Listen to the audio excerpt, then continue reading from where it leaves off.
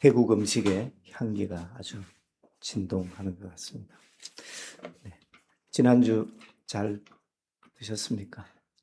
네. 저는 마음만 같이 참여했습니다. 오늘 본문 말씀을 읽으면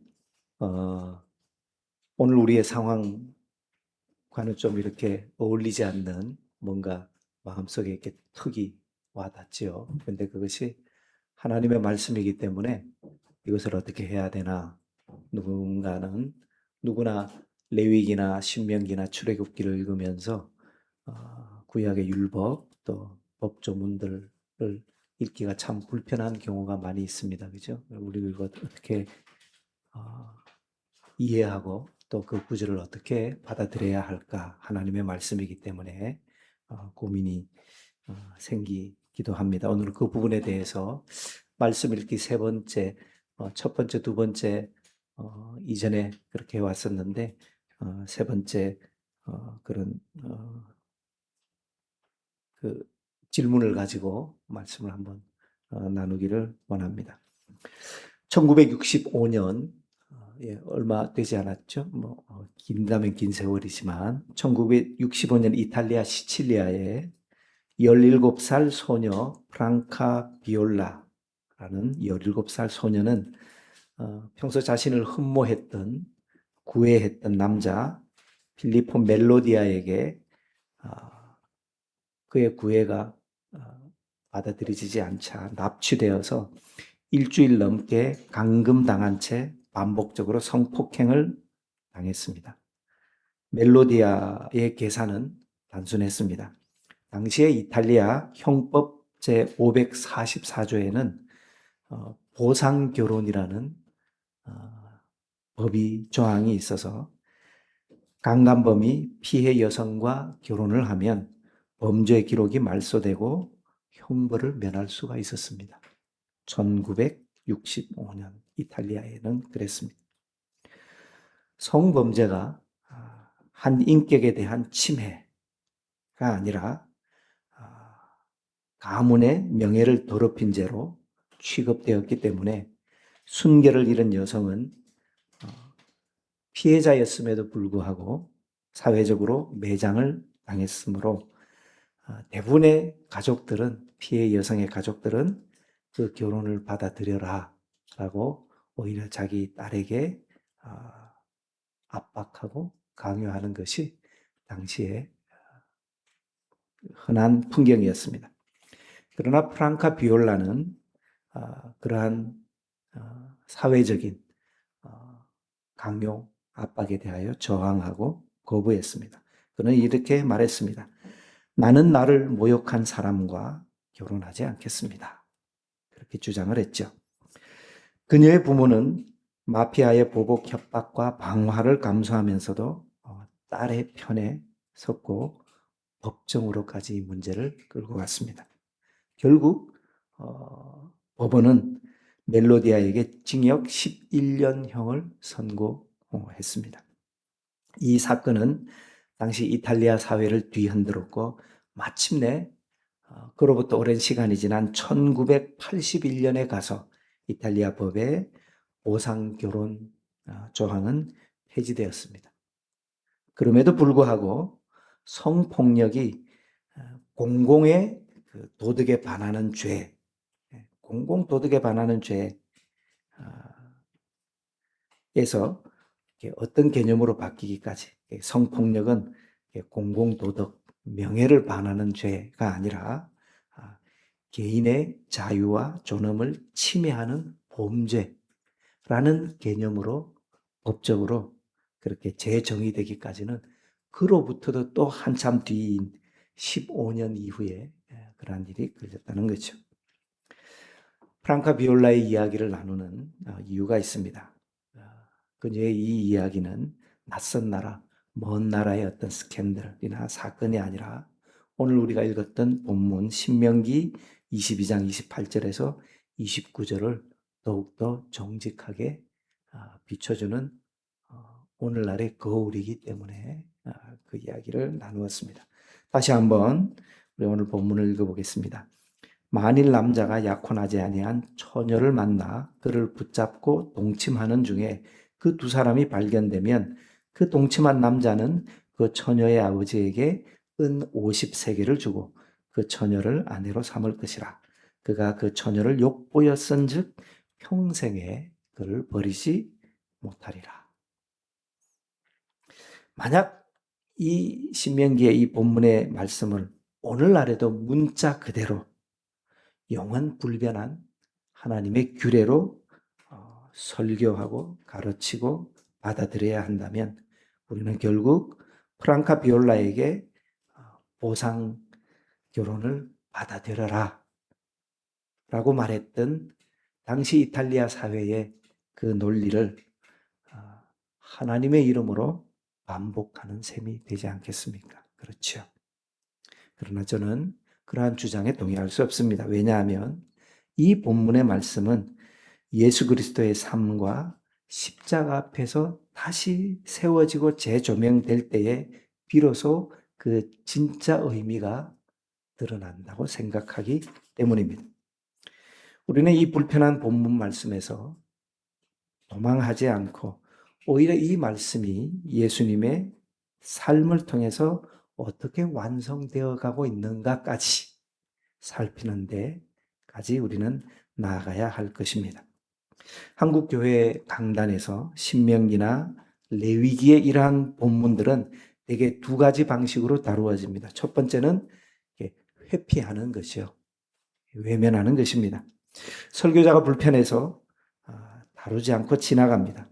그러나 그러한 회피는 이 본문 말씀을 해결하는 것이 아니라 실은 방치하는 것이죠. 방치한다고 해서 그것이 사라지지 않습니다. 누군가의 손에 의해서 다시 이 본문이 문자적으로 그리고 폭력적으로 재사용되기 때문이죠. 두 번째는 문자적으로 정당화하는 방법입니다. 이 본문은 오랫동안 여성을 보호하는 율법으로 해석되어 왔습니다. 맞습니다. 타당하지요. 그런데 문제는 그것으로 끝나는 것이 아니라 거기에서 한 걸음 더 나아간다는 데죠. 왜냐하면 그렇기 때문에 이 율법의 본문 말씀이 요구하는 내용과 뉘앙스와 자세를 오늘날 우리가 여전히 지켜야 할 하나님의 말씀으로 오늘날도 이것이 하나님의 말씀이기 때문에 지켜야 한다라는 태도를 가진다는 것이죠. 한번 생각해 보십시다. 자신을 가해했던 그러한 가해자와 평생을 살아야 한다는 그 피해자의 입장에 선다면, 그리고 그것을 가문의 명예를 지키고 공동체를 지키는, 그리고 그것이 책임이고 그것이 받아들여야 하고 인내해야 하고 그것이 보호라고 하면서 그러한 것이 교회 안에서 신앙적으로 미덕이야 라고까지 해석되어서 가해자가 아니라 피해자에게 요구하는 문화, 그것이 오늘날 교회 안에 우리 내면의 신앙의 미덕으로 요구되는 데까지 나아간다는 것이지요. 이러한 경직된 문자주의, 그렇게 생각해 볼 수 있겠습니다. 경직된 문자주의는 본문의 하나님 말씀의 그 문화적인 배경, 시대적인 문화적인 배경까지 이렇게 정경화해버리는 우를 범하는, 정경화한다. 이게 캐노나이즈라 그러죠. 절대적인 것으로 그 본문이 담고 있는, 배경으로 담고 있는 그 당시 사회의 문화까지도 절대화 시키는 우를 범하는 것이 경직된 문자주의라 할 수 있습니다. 고대 근동의 가부장제, 그 다음에 여성을 재산으로 여기는 사회구조, 그렇죠? 지금도 일부, 오늘날에도 어떤 특정 문화권에 가면 그러한 관습이 강하게 남아있지 않습니까? 예. 여성을 재산으로 여기는 사회구조, 그리고 특정한 역사적 상황 속에서 나온 어떤 법조문을 시대와 문화를 초월한 하나님의 영원한 뜻, 그 자체와 동일시해버리는 것. 그것을 정경화, 절대화 이렇게 얘기할 수 있겠죠. 이제 다시 오늘 본문을 좀 더 정직하게, 좀 비판적인 시각에서 한번 들여다 보기를 원합니다. 먼저 신명기 오늘 읽었던 본문에는 여성의 명예, 그 다음에 여성의 어떤 주권, 여성의 동의, 그것은 논외이며 등장하지 않습니다. 동침하다, 이렇게 붙잡고 동침하다라는 주체는 누구죠? 남성입니다. 그리고 거기에 대한 여성의 동의 여부가 그 본문 속의 문장에는 나타나지 않고 그것이 법적 판단의 핵심 기준이 아닙니다. 고대 근동 사회에서 여성의 처녀성은 여성 개인의 권리가 아니라 가문, 아버지의 자산이자 명예로 취급되었습니다. 여기에 구조적인 폭력이 자리하고 있죠. 성폭력으로 인해 명예가 훼손당한 여성은 다른 곳으로 시집갈, 다시 결혼해서 자신의 삶을 이렇게 펼칠 그럴 기회가 영원히 상실되는 거죠. 율법은 그 피해 여성을 회복하는 명분으로 피해자를 가해자에게 귀속시키는 방식을 택한 것입니다. 그렇죠. 예. 거기에 대한 주권이 여성에게 있는 게 아니라 남성이 금액을 지불하고 그 여성과 결혼해서 평생 버리지 못하게 하는 것으로 피해 여성을 회복하는 방법을 선택한 것입니다. 피해 여성의 입장은 어떤 것일까요? 그의 생각, 그의 느낌, 그의 감정, 그녀의 삶은 나와 있지 않습니다. 다음으로 가해자 남성이 피해 여성의 아버지에게, 피해 여성이 아니라 아버지에게 지급하는 은 50세겔은 재산권 침해에 대한 배상이라는 경제적 논리가 그 속에 포함되어 있습니다. 남자가 처녀의 아버지에게 지불하는 은 50세겔은 피해 여성에 대한 위자료, 위로금이 아닙니다. 그것은 가부장, 아버지가 딸을 결혼시킬 때 받을 수 있었던 어떤 정상적인 지참금에 상응하는 그러한 성격의 액수라는 것이 타당해 보입니다. 즉, 가해자는 성이라는 자신의 인격을, 존재를 유린한 죄가 아니라 가해자는 한 가문의 한 가장이 가지는 재산, 명예의 가치를 떨어뜨리는 죄에 대한 경제적인 배상을 한 셈이 되며 이 금액을 지불함으로써 범죄의 책임에서 벗어납니다. 세 번째, 가장 가슴 아픈 부분인데 평생 이혼 불가라는 또 다른 감옥에 피해 여성이 처하게 된다는 것이죠. 그렇지 않습니까? 전형적으로 남자가 평생 이혼하지 못하게 막았습니다. 그렇죠? 네, 이혼해서는 안 된다. 평생 이렇게 데리고 살아야 된다. 이랬으니 반대로 약자인 피해 여성의 평생 책임을 유도한 어떻게 보면 고대에서 진보적인 여성을 보호하는 법률이다. 그렇게 해석할 수도 있습니다만 그 피해 여성의 입장에서 보면 평생 감옥이죠. 자신을 유린한 그 남자와 평생을 살아야 하니 말입니다. 우리 어머니 세대에 그런 이야기들을 종종 듣죠. 예. 그렇게 해서 평생을 살다가 그런 한탄을 자녀들에게 하는 그런 이야기를 듣지 않습니까? 그러나 이는 그렇게 해석하는 것은 피해자의 심리적인, 존엄적인 현실을 외면하는 것입니다.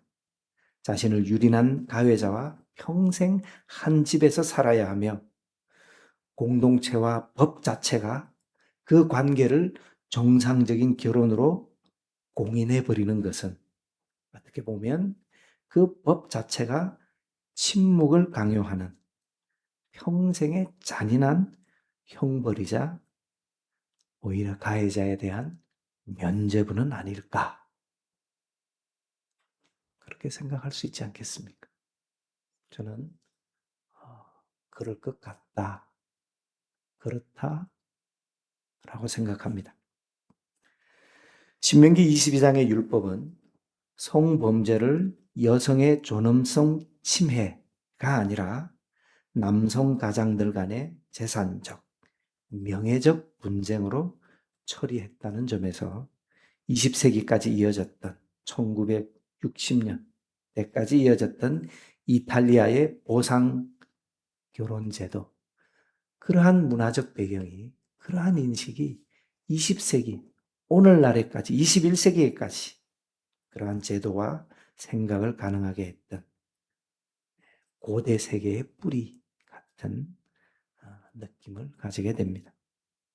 이러한 구조는 신명기 22장 28절에서 29절만의 특수한 예외가 아닙니다. 고대 근동의 법전들에게 동일하게 함무라비 법전이나 이집트의 그런 법전들을 보면 이러한 구절들이 동일하게 나타나는 어떤 패턴이지요. 이것은 무엇을 뜻하느냐 하면 이스라엘 또한 당시 주변 고대 근동 세계와 공유하는 가부장적인 문화 속에 있다는 사실이며, 이스라엘뿐만 아니라 오늘날도 이 말씀 속에 드러나는 여성에 대한 인식, 여성상, 그것이 이스라엘만의 특수한 여성관이 아니라 당시 고대의 보편적인 여성상이었고 여성관이었다는 의미입니다. 이 말은 우리가 읽는 이 성경은 하늘에서 문화적인 진공 상태, 깨끗한 상태에서 그냥 그 속에 뚝 떨어진 텍스트가 아니라 특정한 시대, 특정한 사회 구조 속에서 그 시대의 언어와 그 시대의 문화 속에 하나님의 말씀이 선포되고 떨어졌다는 사실을 우리는 잊어서는 안 될 것입니다. 그렇기 때문에 우리가 기억해야 될 성경 읽기의 어떤 원리를 우리는 발견하게 됩니다. 그것이 뭔가 하면 우리는 성경의 권위 얘기하죠. 말씀이기 때문에 가지는 권위가 있습니다.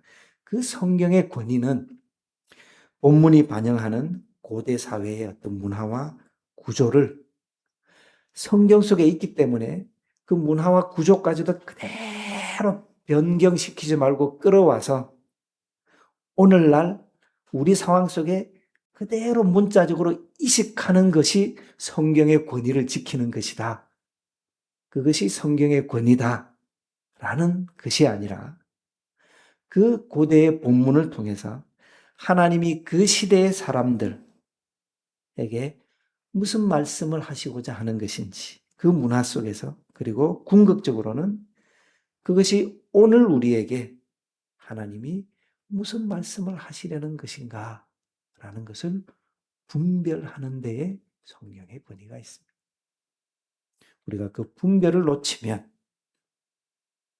폭력을 행하는 우를 범하게 되는 것이죠. 본문 안에는 그 시대의 문화의 흔적이 있습니다. 뭘까요? 가부장제, 명예 중심의 공동체 윤리 등등의 문화가 있죠. 그럼에도 불구하고 이 본문 속에는 그 문화적 틀 안에서도 여전히 작동하고 있는 하나님의 관심이 그 속에 숨겨져 있습니다. 그것을 초월하는, 그것에 영향받지 않는, 우리는 그것을 포착해내고 그것을 분별해내야 하는, 시대와 문화에 상관없이 말씀하시고자 하시는 하나님의 관심, 하나님의 마음, 그것이 뭘까요? 피해자를 완전하게 버리지 않으려는 안전장치가 그 속에 있지요. 그리고 강자의 무제한적인 폭력에 제동을 걸어서 피해자를 보호하려고 하는 그 시대 그 문화 속에서 본질이 그 속에 숨어 있다는 것이죠. 그렇기 때문에 이 본문 속에는 그 두 개가 뒤섞여 있다는 것입니다. 우리는 성경을 읽으면서 이 둘을 분별해야 합니다. 문화적인 껍데기까지 통째로 신성시화해서는 안 된다는 것이죠. 그리고 그러한 분별의 최종 근거, 기준은 무엇일까요? 그것이 예수 그리스도요.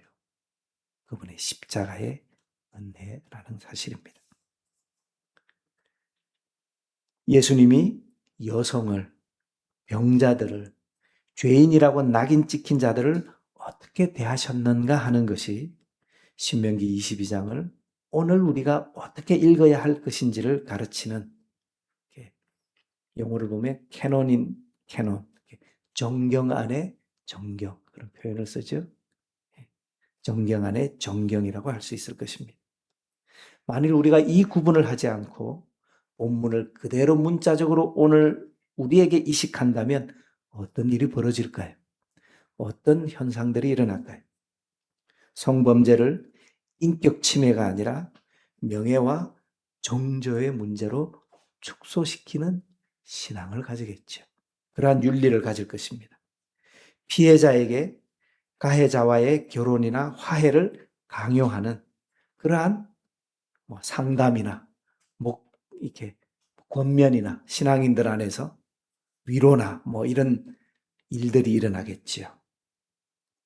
여성의 몸과 순결을 가문이나 교회 공동체의 자산처럼 그렇게 취급하는 문화가 있겠고, 이혼과 재혼을 정죄하면서 정작 그것이 일어나는 구조적인 가정의 그런 폭력, 거기에 대해서는 언급하지 않습니다. 냉담합니다. 한마디로 이것은 뭘까요? 폭력이라고 할 수 있지.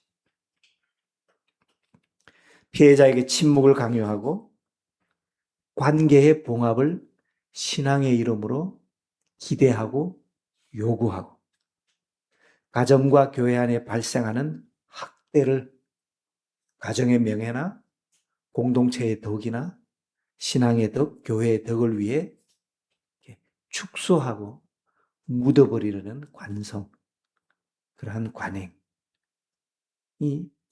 언연중에 작동하지 않습니까? 그것은 이 신명기 시대의 보상 결혼이 하던 일을 오늘날의 언어로 반복하는 것이라고 할 수 있습니다. 이것은 우리가 성경을 높이는 것이 아니라 오히려 이 성경이 극복하고자 몸부림쳤던 바로 고대의 폭력을 하나님의 이름으로 영구화하는 것이 아니겠습니까? 레위기와 신명기를 읽어보면 정작 레위기와 신명기가 말하려 했던 것은 무엇일까요? 이 성경들을 읽어보면 표면적으로는 가혹한 조문들이, 우리가 이해할 수 없는 조문들이 나열되어 있는 것처럼 보이지만 그 심층 속에는 일관된 신앙의 흐름이 흘러갑니다. 레위기 19장은 이스라엘 율법 전체의 정신을 압축하고 있습니다. 우리가 잘 알죠? 레위기 19장 18절에 내 이웃을 내 자신과 같이 사랑하라. 이것이 율법 전체의 정신의 압축입니다. 그 계명은 나그네, 가난한 자, 품꾼, 장애인, 심지어 원수까지 포괄하는 공동체적 사랑의 윤리가 레위기의 기본 정신이죠. 너희와 함께 거류하는 타국인을 너희 중에서 나은 자같이 여기며 자기같이 사랑하라. 레위기 19장 34절. 오늘날 우리가 맞닥뜨리는 보수화 점점 되어가고 있죠.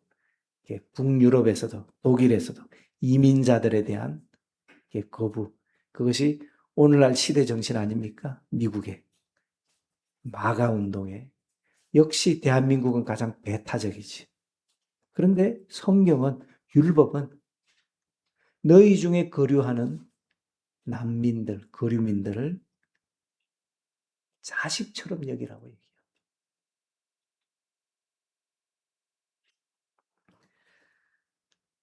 이스라엘이 애굽에서 노예되었던, 나그네 되었던 경험을 근거로 너희도 그러지 않았느냐.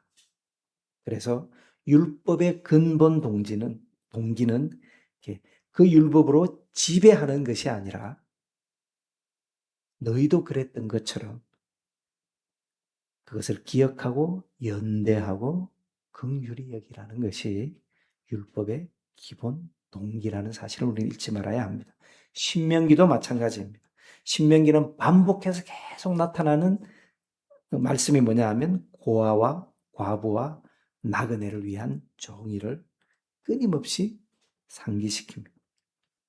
이 기억은 구약 성경 율법을 지탱하는 신학적인 기초입니다. 강자가 약자를 짓밟지 못하도록 제동을 거는 것. 그것이 신명기, 레위기 율법의 기본 정신이라는 것이죠. 거기에 무엇이 섞여 있다고요? 당시의 문화가 섞여 있습니다. 그 정신이 당시의 문화 속에 떨어져서 선포되고 있다는 것이죠. 이러한 관점에서 다시 22장 28절과 29절을 보면 이 조문 역시 비록 가부장적인 틀 안에 갇혀 있지만 당대의 맥락에서는 완전히 방기될 수도 있었던, 완전히 배제되고 억압당할 수 있었던 피해 여성을 최소한이나마 그 사회 속에 붙잡아 두려는 어떤 몸부림이었다. 그렇게 이해할 수 있을 것 같습니다. 고대 사회에서 순결을 잃은 미혼 여성은 결혼해서 완전히 배제되는 것이죠. 과부보다도 더 못한, 평생 부양자 없이 살아야 하는 위험에 처하는 것이 당시의 문화였으니까 말이죠. 이 법은 그러한 상황에서 최소한의 생존 장치를 만들려는 시도였던 것입니다. 그러나 이것이 그 시대의 한계 안에서의 최선이었다라는 그 사실이 오늘날 우리에게도 최선이 된다는 뜻은 결코 아니라는 것입니다. 제가 계속 이쪽 저쪽을 왔다 갔다 하죠. 그것이 오늘날도 최선이어서는 안 된다는 것입니다. 하나님의 백성은 옛 율법이 도달했던 지점, 그곳에 머무르는 것이 아니라 그 율법이 가르치고자 하는 방향, 사람을 살리고 약자를 보호하려는 그 방향, 그것을 오늘날 우리의 상황 속에서 온전하게 법으로, 제도로, 윤리로, 신앙으로 구현해 나가야 한다는 것입니다. 그리고 성경은 그 방향이 어디로 향해 가는지 다른 누구도 아닌 예수님의 삶을 통해서 우리에게 보여주고 계십니다. 볼까요? 예수님은 이렇게 얘기하십니다. 마태복음 5장 17절에 내가 율법이나 선지자를 폐하러 온 줄로 생각하지 마라. 그렇죠? 폐하러 온 것이 아니라 완전하게 하려 함이라. 그렇죠? 말씀하셨습니다. 그런데 그 완전하게 하심이 예수님의 삶 속에서 어떻게 구체적으로 드러나는지 그분의 행보를 따라가 보면 우리는 이렇게 알 수가 있습니다. 요셉과 마리아의 사건을 한번 볼까요? 복음서의 첫 장면이 어떻게 등장되는가 하면 마리아가 요셉과 정혼한 상태에서 임신한 사실이 드러납니다. 신명기 법 정신대로 한다면 정혼한 여성이 다른 남자와 관계에 임신한 것은 정죄의 대상이지요. 노출의 대상입니다. 그러나 마태복음은 요셉을 그는 의로운 사람이라 하면 더 율법의 정신에 투철해야 될 것이 아닙니까? 그렇게 부르면서도 그가 드러내지 아니하고 가만히 끊고자 했다 전합니다. 천사가 나타나기도 전에 율법을 존중하던 한 남자가 이미 법의 문자가 명하는 노출과 정죄 대신에 조용한 자비를 선택한 것이죠. 하나님의 아들이 이 세상에 오는 첫 순간부터 복음은 바로 그 지점, 법의 문자가 한 여성을 파괴할 수도 있었던 그 지점에 멈춰서지 않고 그것을 뛰어넘어서 들어오고 있다는 사실입니다. 또 잘 아는 가늠한 여인에 대한 예수님의 사건을 우리가 알고 있습니다. 요한복음 8장에 서기관과 바리새인들이 한 여인을 끌고 와서 모세는 율법에 이러한 여자를 돌로 치라고 명하였는데 예수님께 질문을 하지요.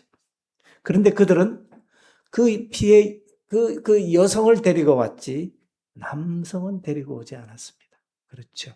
치려면 둘을 다 쳐야 되지 않겠습니까? 신명기 22장의 그 오래된 비대칭적인 여성만이 법정에 세워지고 그 여성의 목소리는 판단의 근거가 되지 못하고 외면당하는 그 구조가 동일하게 예수님 시대의 그 사건 속에서 반복되는 겁니다. 변하지 않았습니다.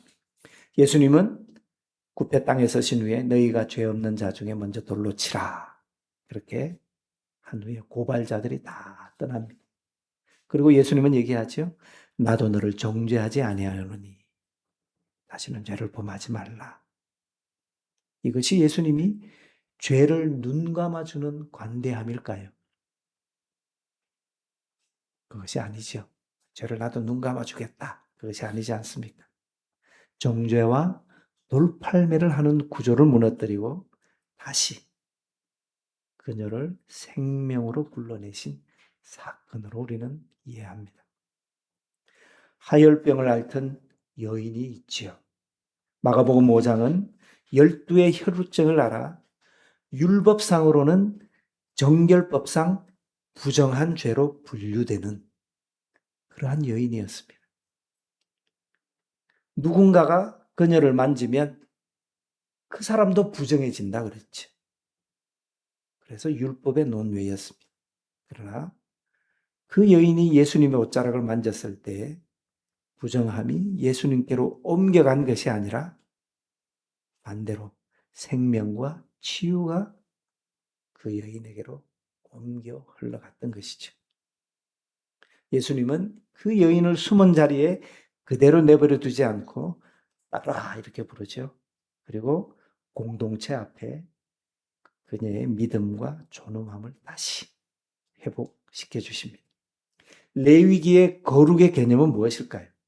구별됨입니다. 레위기. 거룩이라는 말은 구별되었다 이런 뜻이죠.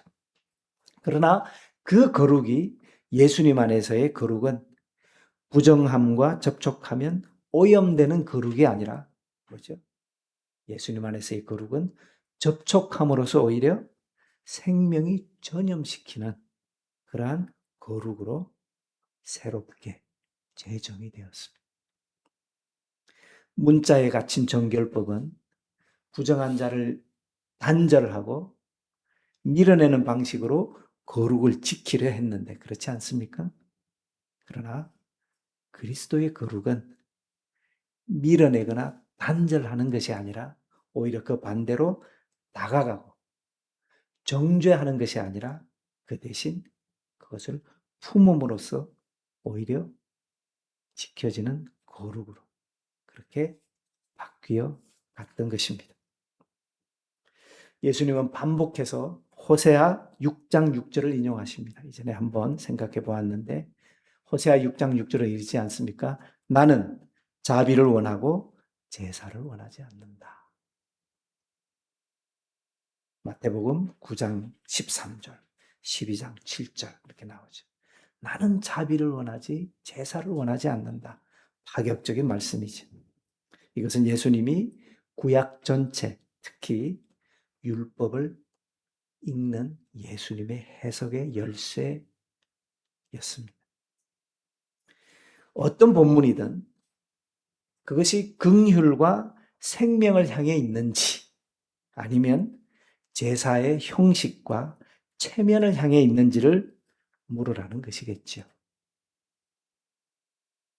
어떤 말씀이든 누군가의 어떠한 권면이든 누군가의 어떠한 설교든 그것이 긍휼과 생명을 향해 있는지 아니면 형식과 체면을 향해 있는지 물어야 할 것입니다. 예수님은 이렇게 얘기하죠. 안식일이 사람을 위하여 있는 것이 아니요 사람이 예, 예, 안식일이 사람을 위하여 있다는 것이죠. 사람이 안식일을 위하여 있는 것이 아니라 유명한 말씀이지 않습니까? 이 모든 원리를 말씀에 확장해야 된다는 것입니다. 신명기 22장 오늘 본문도 이 원칙에서 예외가 될 수 없습니다. 그렇다면 우리는 이러한 결론에 이를 것 같습니다. 참된 거룩이 무엇인가? 문자에 갇혀서 타자를 정죄하고 단절함으로써 지키는 그러한 거룩이 아니라 그 문자의 한계를 뚫고 나와서 가장 낮은 자리에 있는 생명을 품음으로써 드러나는 거룩. 그것이 거룩이라고 우리는 얘기할 수 있을 것입니다. 레위기와 신명기가 가부장적인 시대의 언어 속에서 막 더듬으면서 그 당시의 문화 속에 그럼에도 불구하고 뭔가를 지키려고 더듬었던 그 치열한 붙잡으려 했던 것이 무엇일까요? 이웃 사랑과 생명 존중의 정신. 그리고 그것이 마침내 예수 그리스도의 삶 속에서 십자가 안에서 문자의 껍데기를 벗고 그 율법이 폐하여진 것이 아니라 온전하게 드러났던 것. 우리는 그것을 기억해야 할 것입니다. 신명기 22장은 은 50세겔과 평생 결박이라는 형식으로부터 겨우 붙들어 두려 했던 피해 여성의 생존, 살아야 할 것 아닙니까? 그 사회 속에서. 오늘날이야 상관없지 않습니까? 이혼을 해도 혼자가 되어도 얼마든지 자신의 주체와 인격을 가지고 살아갈 수 있는 오늘날 사회이지만 그 당시 사회에는 그렇지 않았죠. 그를 살아야 할 것 아니겠습니까? 그래서 그렇게 생존의 방향을 얘기했던 것이겠죠. 그러나 그것이 예수님 안에서 이름이 불리어지고 존엄이 회복되고 피해 여성의 자유가 선언되는 온전한 구원으로 완성되었듯이 오늘날도 그 본문의 말씀이 그렇게 해석되어야 한다고 생각을 합니다. 십자가는 하나님이 스스로 가장 낮은 자리, 가장 질밥힌 자리에 서신 사건이지요. 십자가는 명예를 지키자 그런 자리가 아니라 명예를 완전히 박탈당하는 자리에 서는 것이죠. 십자가를 지므로 명예를 지키자가 아니라 오히려 그 명예를 박탈당하는 자리. 그것이 십자가입니다. 신명기 22장에 그녀가 누구인지 이름 없는 그 처녀가 겪었을 발가벗겨짐과 수치, 침묵을 강요당한 자리에서 예수님의 십자가는 그 자리에 대신 서시는 것이지요. 이것이야말로 율법의 전체, 그리고 이 본문이 그 시대의 문화 속에 있지만 그것이 궁극적으로 가리키고 있는 방향의 완성이 십자가에서 이루어진다라고 할 수 있을 것입니다. 하나님의 관심은 뭘까요? 언제나 체제와 어떤 명예와 재산 그런 논리가 아니라 짓밟힌 몸, 결박당하는 존재, 침묵을 강요당하는 사람에게 하나님의 관심이 있는 것이죠. 이 율법이 그 당시에 어떤 명예보다도 하나님의 관심은 이쪽에 있다고 생각을 합니다. 그렇게 비추어 볼 때 오늘 본문은 다시 이렇게 읽힐 수 있을 것 같습니다. 이러한 질문이 가능하겠죠? 본문 속에서 하나님이 정말 하나님의 마음과 가까운 자리에 있는 존재는 누구일까요? 누구겠습니까? 가해자 여성, 가해자 남자, 피해자 여성의 아버지, 피해 여성, 저는 법 조문의 표면적인 주어인 그 남자, 율법의 주어는 그 남자 이렇게 돼 있죠. 그것이 아니라 이름조차 불려지지 않은 채 그저 처녀로만 남아있는 그 여성이 하나님의 마음과 가장 가까이 있는 존재가 아닐까 그런 생각을 해보았습니다. 그녀의 침묵, 그녀에게 묻지도 않는 어떤 동의조차 묻지 않지 않습니까? 그리고 그녀에게 강요된 평생의 결박, 그것을 짊어져야 하는 가장 약자였던 이 본문 속에 가해자 남성도 아버지도 아닌 그녀에게 예수님 하나님의 마음이 가장 가까이 있지 않았을까? 바로 그 하나님의 자리가 오늘 우리가 십자가의 빛으로 다시 조명해야 될 자리가 아닌가라고 생각해 봅니다. 신명기 22장 28절에서 29절은 오늘 우리에게 문자 그대로 지켜야 할 계명으로 주어진 것이 아니라는 것을 다시 한번 강조하고 싶습니다. 이 본문은 오히려 우리에게 다음의 것을 묻게 하는 거울로 등장합니다. 첫 번째, 우리는 성경을 읽을 때 그 본문이 반영하는 시대의 문화적 한계와 그 본문을 통해 오늘도 말씀하시는 하나님의 마음을 구분하고 있습니까? 그죠? 그것을 구분할 수가 있는가? 구분하고 있습니까? 설교를 들을 때나 누구의 주장을 할 때나 우리가 성경을 읽고 묵상을 할 때나 그것을 구분할 수 있습니까? 그것을 구분하고 있습니까? 그것을 구분하기 위해서 우리는 연구하고 찾고 비교하고 질문하고 그 작업을 하고 있습니까? 이렇게 질문할 수도 있습니다. 두 번째, 우리의 신앙이 강자의 체면과 명예를 혹은 우리 편, 내 진영, 이것의 자존심을 지키기 위해서 약자와 역사적 피해자에게 침묵을 강요하는, 그런데 동원되고 있지는 않습니까? 오늘날 우리 사회에 일어나는 여러 현상들이 있지요. 세 번째, 우리는 예수님이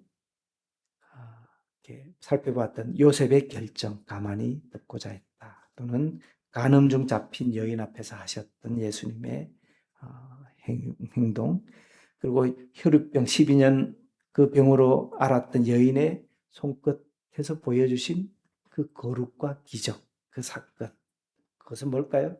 문자를 뚫고 나와서 생명을 품는 거룩이죠. 그것을 오늘 나의 삶 속에, 오늘 우리 신앙 공동체 속에서 실현하려고 애쓰고 있는가? 이런 질문 할 수 있을 것 같습니다. 마지막으로 우리는 십자가에 달리신 그 그리스도의 자리에서 오늘 우리 곁에 질밥힌 이들에게 파울라가 아니요라고 했듯이, 그리고 그녀의 가족이 그녀를 지원하면서 법정으로까지 끌고 갔던 당시 사회적인 그곳에 침묵을 강요하지 않고 아니요 했던 그 일. 우리 역시 우리 주변에 있는 그러한 존재들에게 함께 연대하면서 아니요 라고 말해주는 그 일을 우리가 하고 있는가? 그렇게 질문해 볼 수 있을 것 같습니다. 그리고 안 됩니다, 아닙니다 라는 그 너머에 짓밟힌 자를 다시 일으키시는 하나님의 이해하는 것이 있죠. 바로 부활. 잊혀진 존재를 다시 이렇게 세우는 부활의 약속을 함께 붙잡으면서 그렇게 우리의 삶이, 우리의 걸음이, 우리 공동체의 걸음이 걸어갈 수 있는가? 우리는 말씀 속에 그렇게 내몰아야 한다고 생각합니다. 기도하겠습니다. 하나님 아버지, 우리가 하나님의 말씀을 읽는 것이 하나님 얼마나 소중하고 또 그것이 얼마나 중요하고 그러기 위해서 우리가 얼마나 또 연구하고 찾고 질문하고 기도해야 하는 것임을 새삼 그 무거움을 느낍니다. 하나님, 우리의 걸음이, 우리의 신앙이 하나님이 말씀하시고자 했던 말씀 속에 하나님의 마음을 구분하고 분별해내어서 우리의 삶 속에서 예수님이 그 율법을 온전히 하셨던 것처럼 예수님을 쫓아 우리의 성경 읽기도, 우리의 말씀 실천도, 우리의 말씀 해석과 적용도 그렇게 주님의 십자가의 사랑을 온전하게 이루는 그 길을 따를 수 있도록 우리의 지혜와 우리의 영성과 우리의 생각과 우리의 태도를 하나님 붙잡아 주시고 인도하여 주시옵소서. 예수님의 이름으로 기도합니다.